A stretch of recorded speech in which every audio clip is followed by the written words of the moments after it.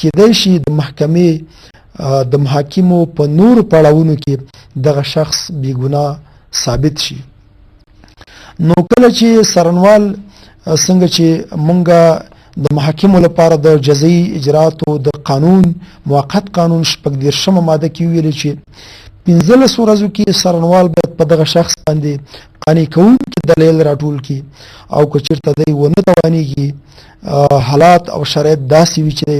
نشي کولی 15 ورځو کې مستند اسناد برابر کړي، نو دی باید له اړوندې څارنوالۍ نه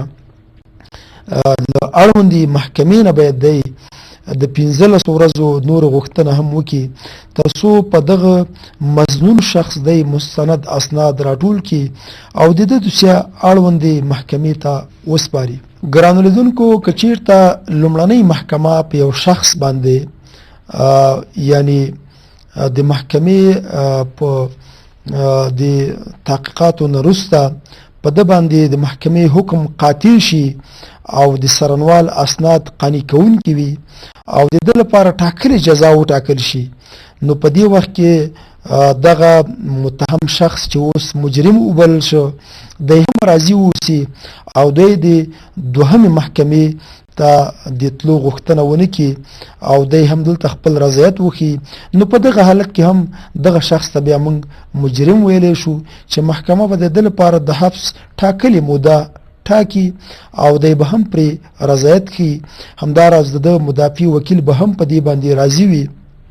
یعنې دې وخت کې بیا دغه شخص مجرم ده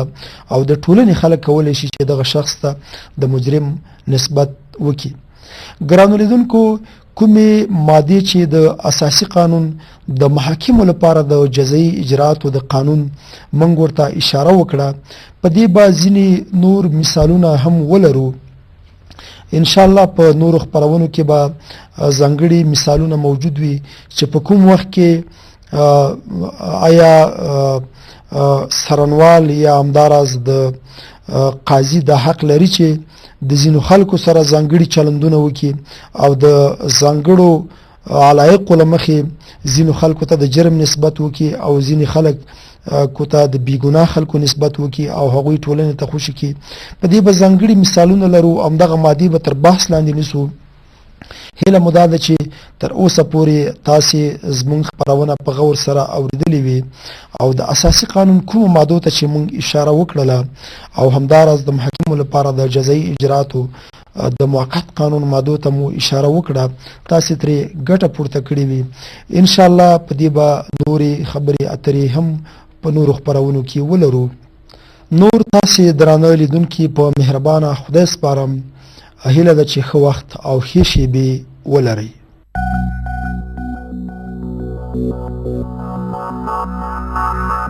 قانوني لارې چارې.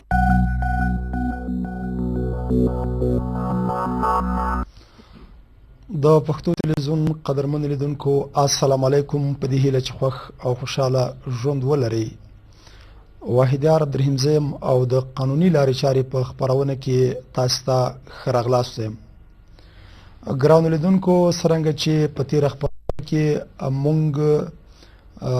د برأت الذمه اصلي حالت دی یا د ذمې برأت اصلي حالت دی، دغه د اساسي قانون 25مه ماده تر بحث لاندې نیولې وه او په همدې توګه موږ د محاکمو لپاره د جزایي اجراتو موقت قانون او همداراز د جزا قانون ځینو مادو ته اشاره وکړله او په هغې باندې مو سلنډ بحث درلوده. نن هم مونږه همدغه موضوع تر بحث لاندې نیسو، ځانګړي مثالونه به ولرو. په همدې توګه به تاسې قدرمنو لیدونکو ته درکو چې که چېرته پولیس، څارنوال او همداراز قاضي د محکمې د حکم نه پرته یو بیګناه شخص ته د مجرم نسبت کوي، په ټولنه کې به دغه شخص باندې کومې اغیزې ولري، د ده شخصیت باندې به کوم تاثیرات ولري، دی به ټولنه کې بیا له کومو ستونزو او کړاوونو سره مخامخ شي. د حل ځانګړې لارې چارې کومې دي تر څو پولیس، څارنوال او همداراز قاضي ونشي کولی چې زموږ د ټولنې خلک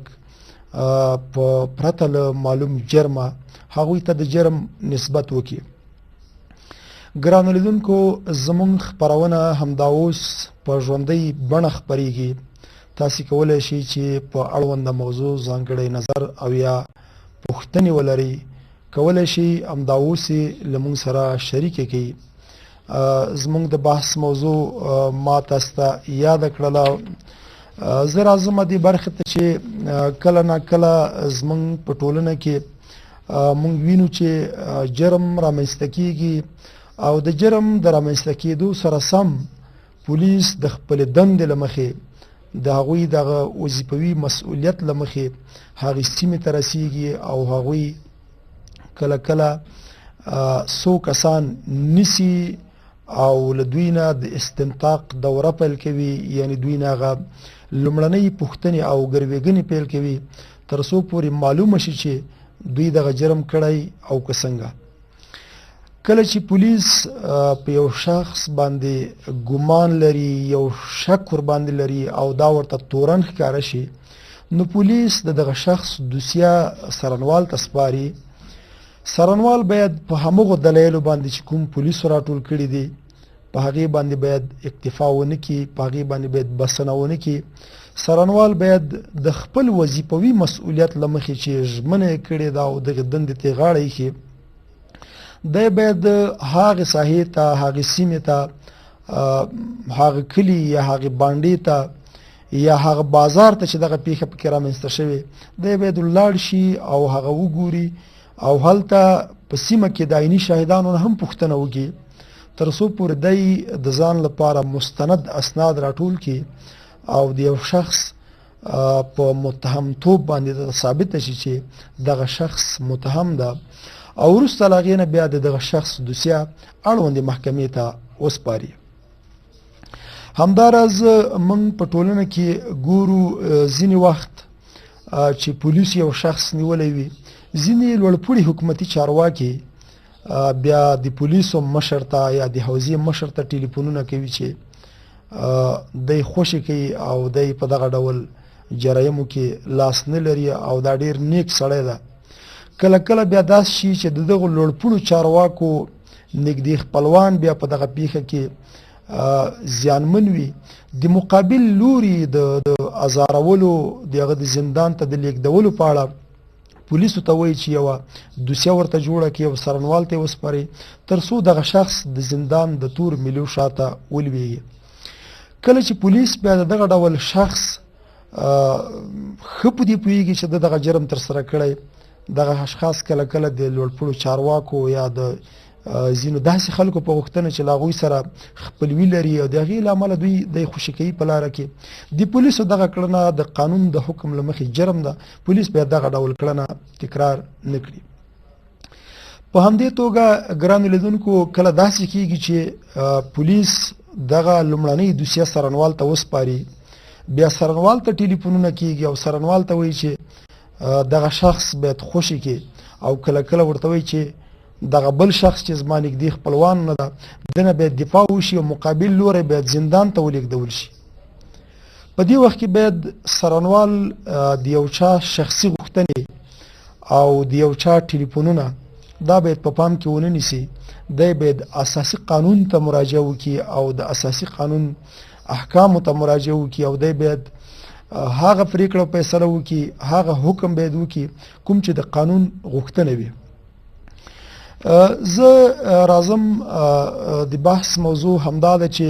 بیګناه خلک باید زنداني نشي، بیګناه خلکو ته باید جزا ورنه کول شي، بیګناه خلک باید د ازادۍ له غوره نعمت نه محروم نشي. یوه قصه د حضرت عمر رضی الله تعالی عنه په وخت کې رامنځته شوې ده او غواړم چې هغه په لنډ ډول تاسې ګرانو لیدونکو سره شریکه کړم. حضرت عمر رضی الله تعالی عنه کله چې د دوره ولا یو ورځ یو ښځه حضرت عمر رضی الله تعالی عنه ته راځي او ورته وایي چې یا امیر المؤمنین ما زنا کړې. امیر المؤمنین له دغې ښځې نه یا له دغې میرمنې نه مخ ګرځوي او خو لنډ دا چې 4,000 دغه ښځه اعتراف کوي چې ما زنا کړې.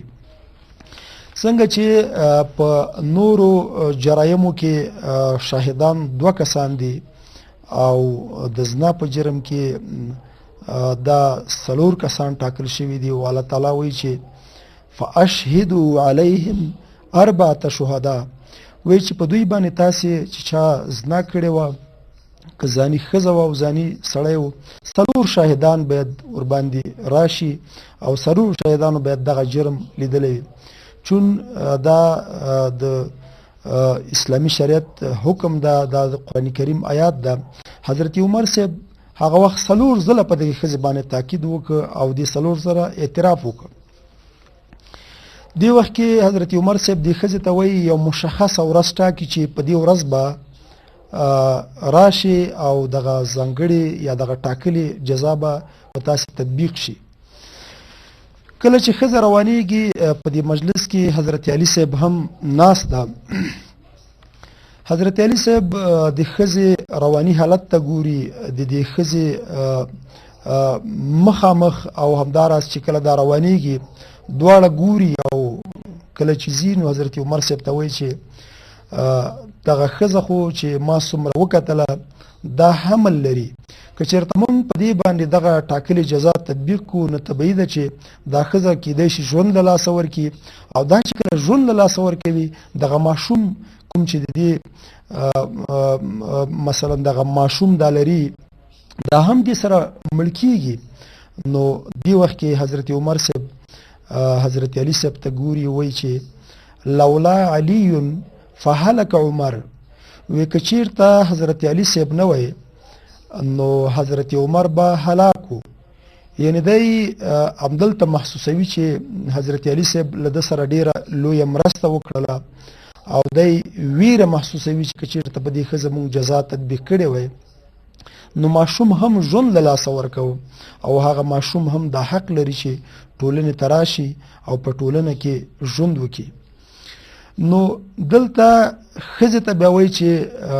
بیرته راغواړي او ښځه هم په دې باندې اقرار کوي چې هو زه د 6 یا د 5 میاشتو ماشوم لرم. نو له دغه تحقیق نه په څرګنده توګه ښکاري چې په اسلامي شریعت کې قاضي ته دا اجازه نشته چې دی پرته له څېړنو او تحقیقاتو حکم وکړي یا څوک زندان ته ولېږدوي او یا بله جزا پرې تطبیق کړي. بیا حضرت عمر صاحب دې ښځې لپاره سله پاسه 2 کاله موده ټاکي او 2 کاله نه بعد دا ښځه بیا راځي او په دې باندې هغه ټاکلې جزا تطبیقیږي. چون د ښځې غوښتنه وه او دې ویل چې باید زه پاکه شم تر څو د پروردګار عالم له سوال جواب سره مخامخ کېږم،